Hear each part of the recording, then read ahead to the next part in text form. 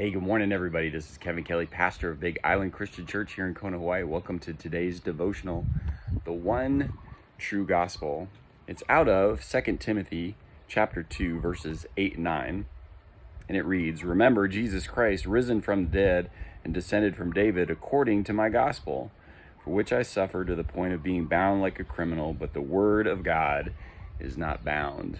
The one true gospel. Paul uses a phrase here where he says, according to my gospel, which might give the suggestion, it might suggest that we all get to come up with our own gospel. Well, what that means to me is, but that's not what Paul's saying at all. Paul was a commissioned apostle, which was a first century ministry exclusive to that time.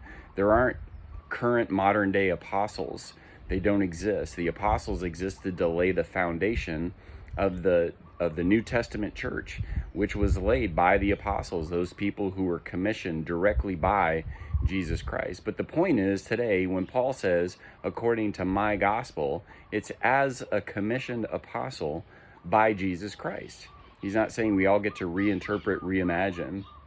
What that ends up doing with that mindset, that mentality, is that is the foundation of the very thing that happened all the way back in the Garden of Eden when the serpent said to Eve, did God really say? You get to choose for yourself good and evil. You get to reinterpret God's instructions however you want. And that is the beginning, the attack on the word of God as inerrant, totally sufficient, perfect, immutable, the sovereign, ultimate authority for every aspect and area of life.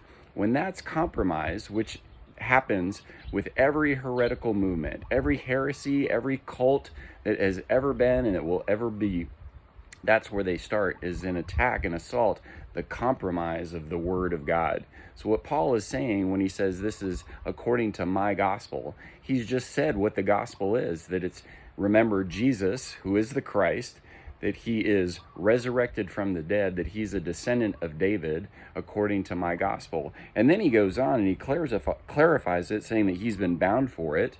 These people who are creating new gospels aren't bound for it. And then Paul says, this is why I endure all things for the elect. So God's encouragement for us is don't tamper with the gospel. Don't tread on the blood and the life of Jesus Christ, the one way, the only way, but to submit to him in all things, in all areas of life. So God bless you. I hope you have a fantastic, wonderful day, and I look forward to seeing you right here tomorrow. Bye-bye.